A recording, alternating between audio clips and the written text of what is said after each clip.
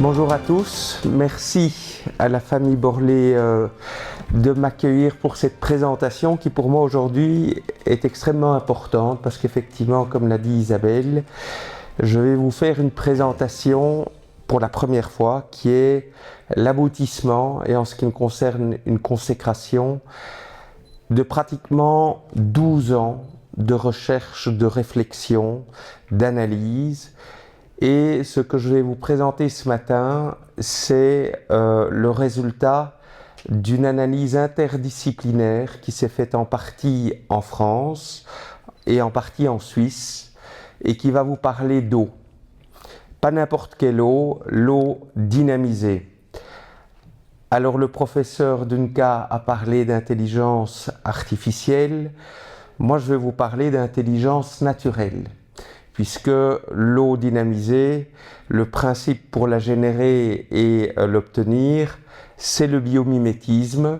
Et le biomimétisme, c'est quoi? C'est résumé par la fameuse phrase du naturaliste Victor Schauberger, observer, comprendre et copier la nature.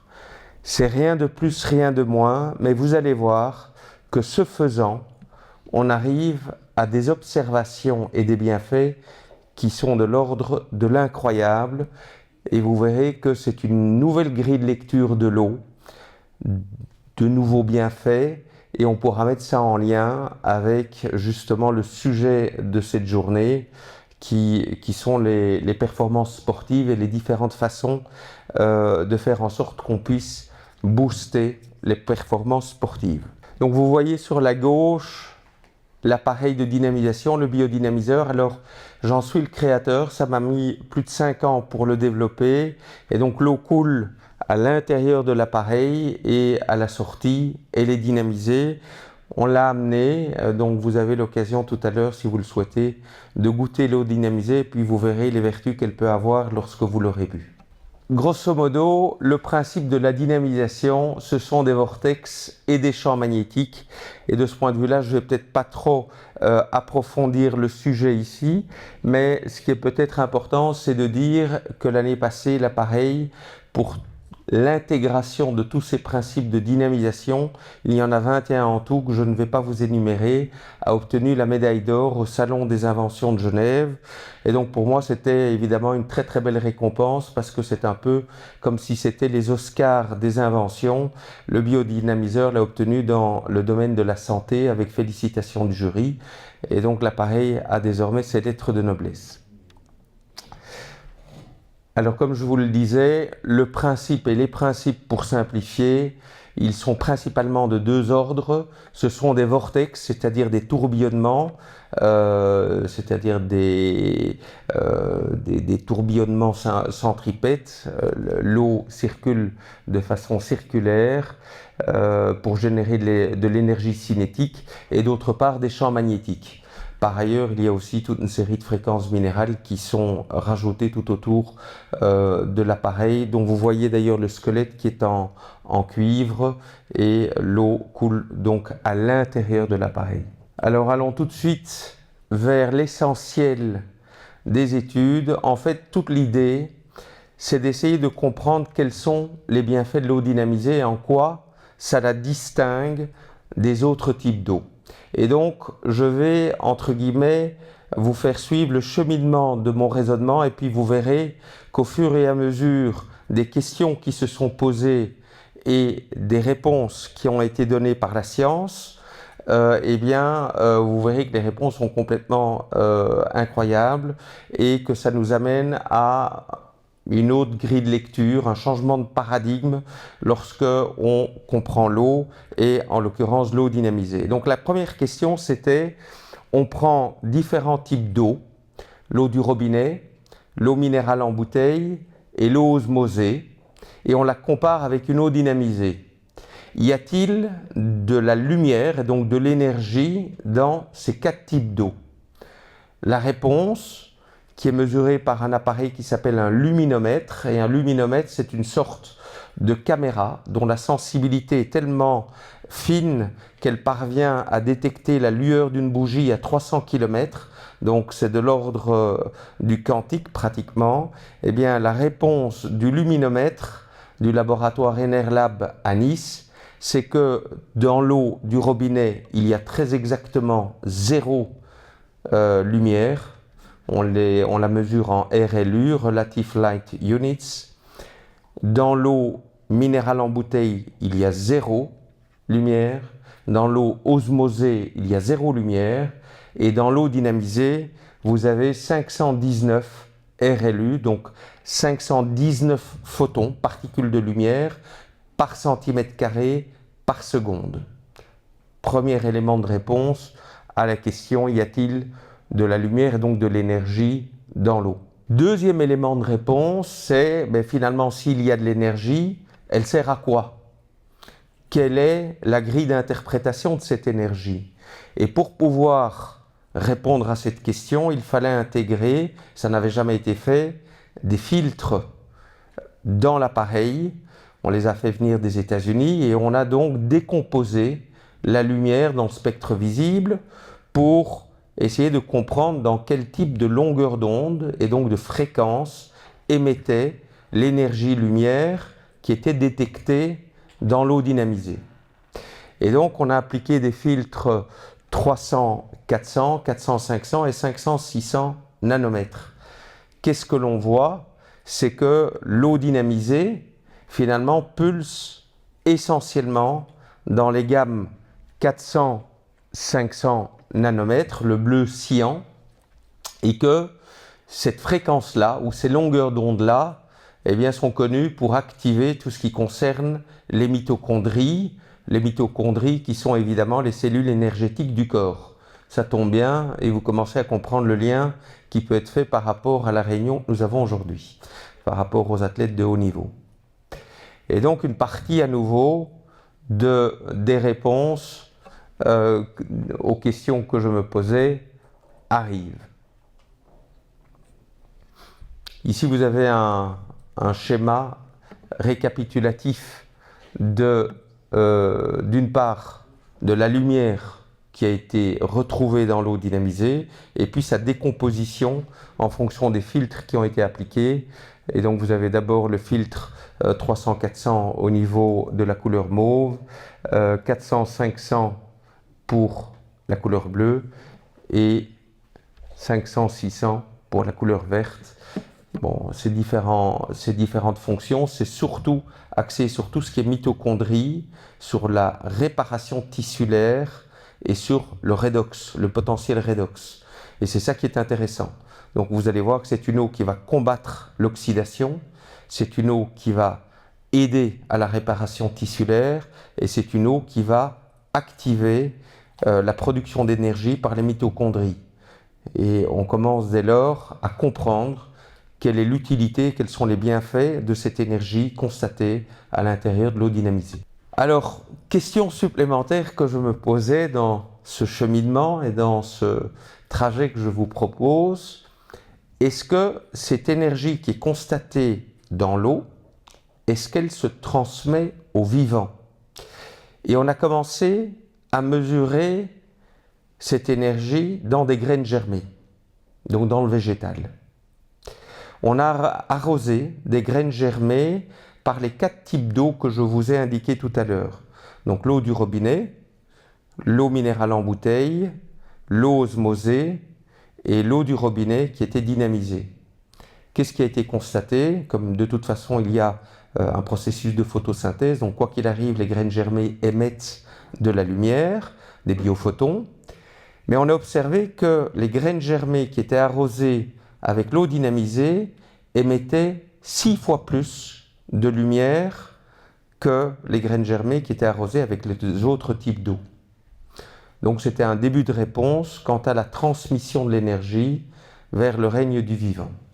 Ces études que je viens de vous citer ont toutes été publiées après peer review dans un journal américain de l'Université de Floride et donc, entre guillemets, sont devenus ou sont entrés dans le domaine de la vérité scientifique.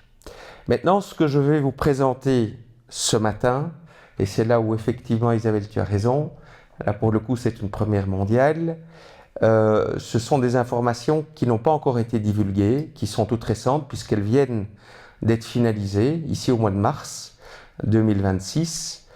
Elles sont encore plus exceptionnelles et elles sont pour moi révolutionnaires. Donc j'ai continué à me poser des questions puisque je n'étais pas rassasié par rapport à toutes les questions que je m'étais posées auparavant. Et j'ai voulu savoir dans quelle mesure la promesse que je faisais de dire que l'eau dynamisée était comparable à une eau de montagne, est-ce que je pouvais l'assumer? Et est-ce qu'on pouvait le prouver scientifiquement?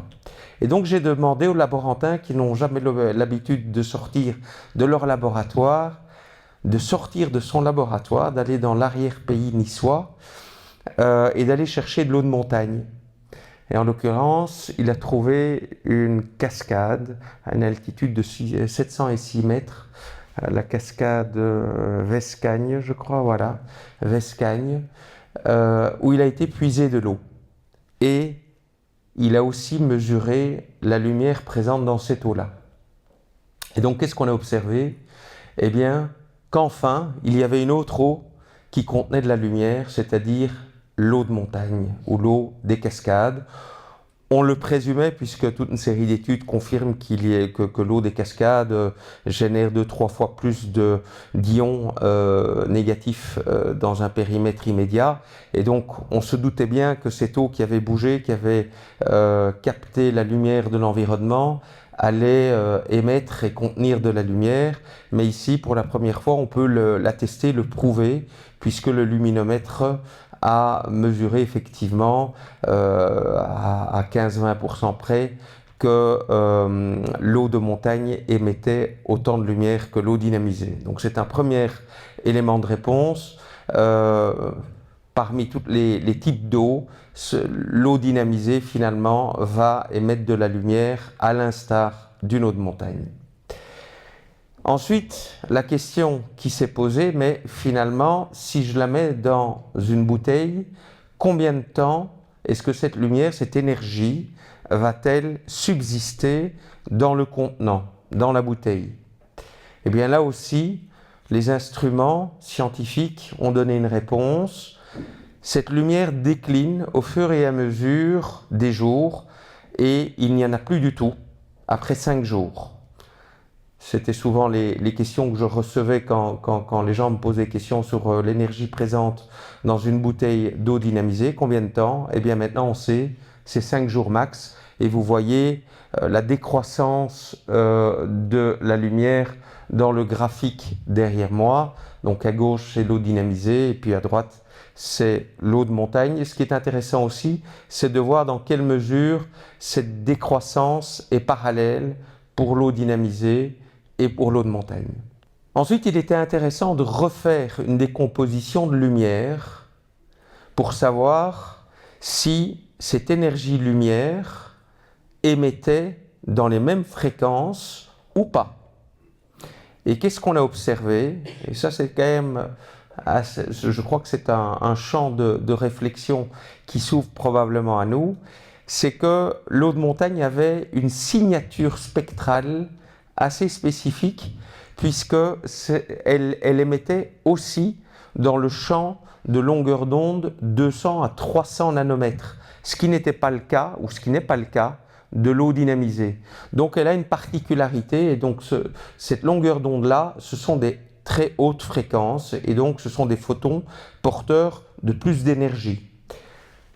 On voit là que l'eau de montagne émet 33 RLU lorsque le premier jour, ce qui n'est pas le cas de l'eau dynamisée. Ensuite, on voit que l'eau dynamisée, elle va se concentrer plutôt sur les longueurs d'onde 400-500 nanomètres, qui sont les fameuses longueurs d'onde qui activent les mitochondries et donc tout ce qui concerne l'énergie dans le corps. Et donc ça, c'est un slide qui explique en quelques mots le fait qu'il y a une signature spectrale spécifique et que du coup, je pense que toutes les eaux, quel que soit l'endroit du monde où elles coulent, ont chacune des signatures spectrales spécifiques. En l'occurrence, on a vu que pour celle de Nice, c'était dans le domaine des 200 à 300 nanomètres. On a refait effectivement des analyses à cette occasion-là sur la durée de présence de l'énergie lumière dans l'eau, et on est retombé sur les mêmes informations d'une durée et d'une persistance de la lumière pendant 5 jours.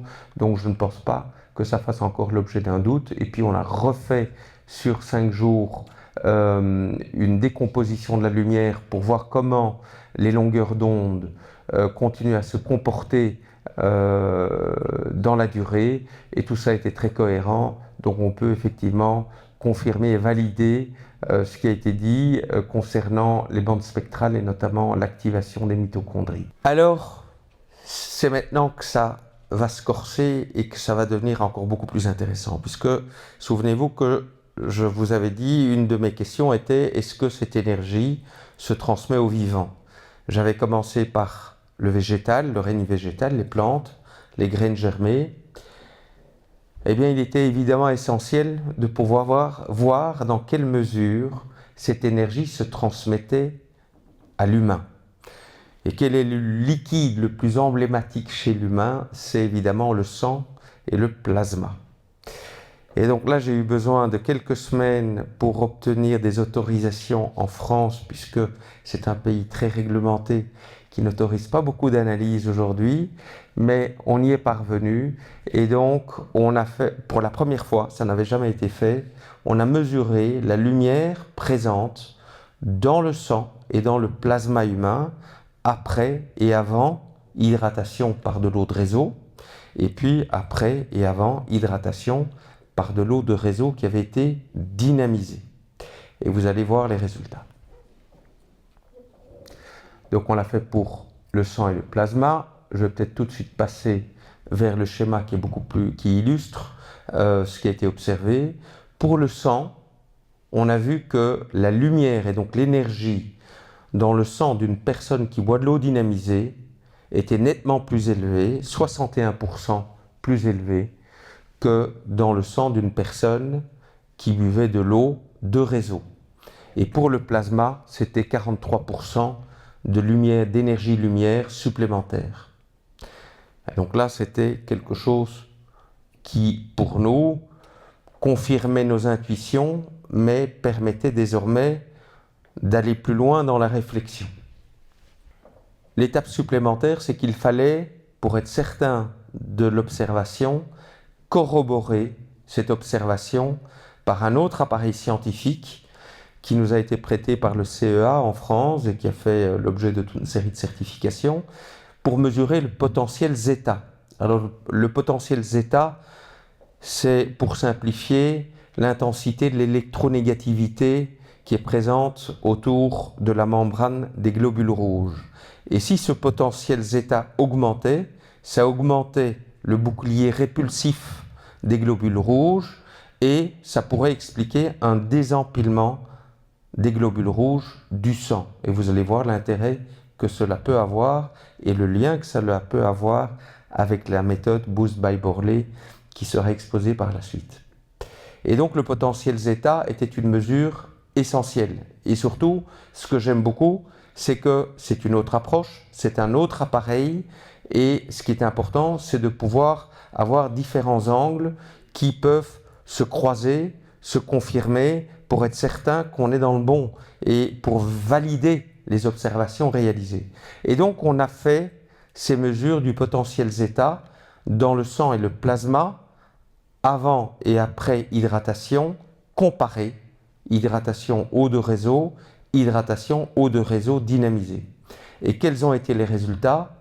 Pour les personnes qui avaient bu de l'eau dynamisée, le potentiel zeta avait augmenté de 22%, c'est-à-dire que son électronégativité s'était accrue. Il y avait plus d'électronégativité. Et donc à nouveau, je vous ai fait une infographie pour illustrer le principe. Et donc on voit que le potentiel zeta est passé à moins 29 millivolts, ce qui est énorme et ce qui est très bon parce que c'est vraiment un très bel équilibre électrostatique du sang d'avoir moins 29, et idem dito au niveau du plasma, il y a une augmentation parallèle de 22% du potentiel zeta en millivolts. Et donc tout ça nous amène à dire qu'on devrait observer au microscope ce fameux désempilement des globules rouges. Et c'est ce qui a été fait par une équipe en Suisse, dans différents laboratoires, dont le laboratoire IPR, qui est le laboratoire de référence pour les cliniques de Genève, le CHUV, pour ne pas le nommer, donc l'IPR du docteur Walter Seelentag. Et tout cela a été piloté par le docteur Lebel, qui a fait une analyse sur 40 Kobe. Il a divisé deux groupes de 20 personnes, 20 personnes qui buvaient de l'eau dynamisée et 20 personnes qui buvaient de l'eau du robinet. Mais avant tout ça, il a fallu établir un protocole. Et c'est ça qui a pris beaucoup de temps. Parce que finalement, on est dans l'innovation. On ne sait pas. Il n'y a pas des gens pour vous expliquer ce qu'il faut faire, comment il faut le faire, quel type de lame, quel temps il faut attendre pour observer le sang. C'est du sang capillaire, donc c'est du sang vivant, c'est pas le sang veineux. Comment faut-il régler les microscopes? Combien de Kobe faut-il y avoir pour avoir des validités statistiques, le fameux p-value, etc., etc. Et donc tout ça s'est fait depuis le mois de juillet, je crois, oui c'est ça, le 25 juillet, tout ça a démarré et on a commencé à faire des observations. Et donc effectivement, les premières observations étaient très encourageantes puisqu'on voyait un désempilement des globules rouges de 80% et ceci 30 minutes après avoir bu de l'eau dynamisée, ce qu'on ne voyait absolument pas lorsqu'on buvait de l'eau du robinet. Et donc vous savez que s'il y a un désempilement des globules rouges, ça permet une meilleure absorption d'oxygène, meilleure diffusion d'oxygène et donc de meilleures capacités physiques. Ça, ce sont les premières photos qui ont été faites par un microscope Leitz. Et donc on voit avant, après, le fait d'avoir bu de l'eau dynamisée, quel est le comportement des globules rouges. Vous voyez très clairement qu'avant d'avoir bu de l'eau dynamisée, les globules rouges s'empilent sous forme de rouleaux de pièces de monnaie et qu'à droite, quelques minutes après avoir bu l'eau dynamisée, eh bien, on voit que ces globules rouges se libèrent et la durée de libération des globules rouges était de 39 heures d'affilée. Comme on boit évidemment tous les jours quelques verres d'eau, eh bien, on peut partir du principe que la personne qui boit tous les jours de l'eau dynamisée, elle a des globules rouges qui sont désempilés. Ensuite, on a refait ces analyses chez le docteur Seelentag et là, c'était un autre microscope, un microscope Zeiss avec des timestamps, donc un horodatage pour être certain qu'on puisse rien falsifier avec des métadonnées, etc. Et à nouveau, on a refait toute une séquence d'observation, gauche-droite, avant et après dynamisation, et on voit à nouveau très clairement sur les photos ici qu'avant dynamisation, on a des globules rouges empilés, après dynamisation de l'eau, ils sont désempilés et on n'obtient absolument rien lorsqu'on boit de l'eau du robinet non traitée. Alors là, j'ai agrandi un peu l'image pour qu'on puisse mieux voir. Et la même chose après dynamisation, et donc on voit l'échelle qui est indiquée à droite et puis l'horodatage, le timestamp qui est indiqué à gauche sur la photo. On a évidemment toutes les photos qui ont été faites pendant cette analyse. Et puis, in fine, maintenant qu'on avait, entre guillemets, l'information, il fallait avoir les validités statistiques.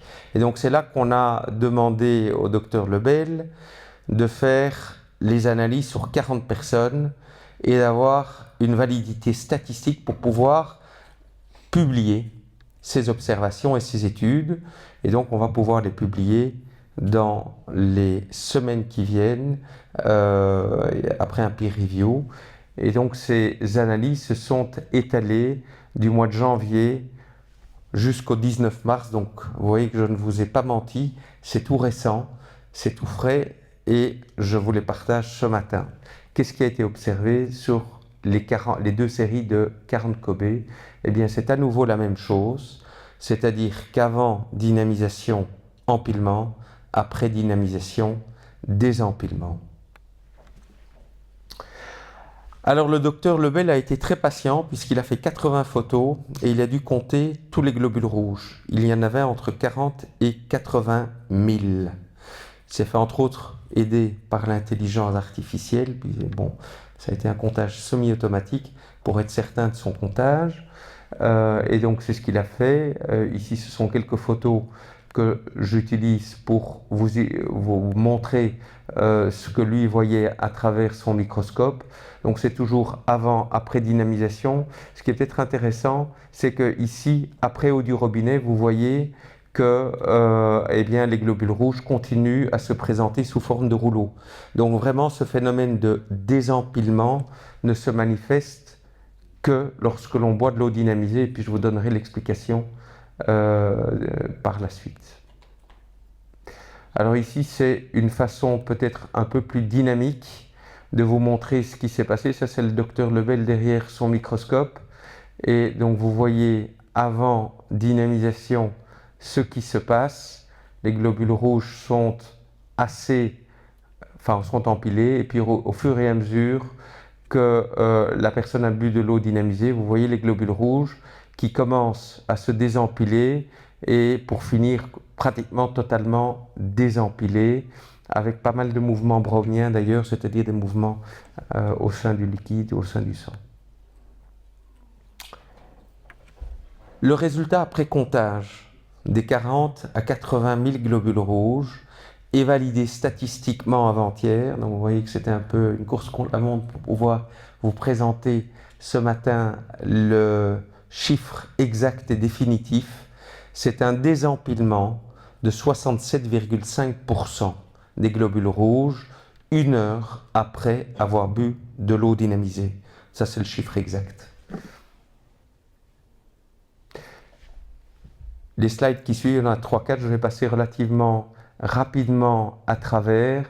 Ce sont les slides qui accompagneront la publication scientifique et qui sont les attestations statistiques des observations réalisées pour obtenir aussi ce p-value qui est important lorsqu'il y a une relecture par des pairs. Mais vous voyez très clairement que toutes les tendances statistiques des différents rouleaux, et vous voyez qu'on a regardé aussi la taille des rouleaux, la longueur des rouleaux, la juxtaposition des rouleaux, etc., etc., et puis leur comportement après eau du robinet et après eau du robinet dynamisé, eh bien on voit très clairement que la quantité de globules rouges libres augmente systématiquement lorsqu'on boit de l'eau dynamisée et c'est le contraire lorsqu'on boit de l'eau du réseau.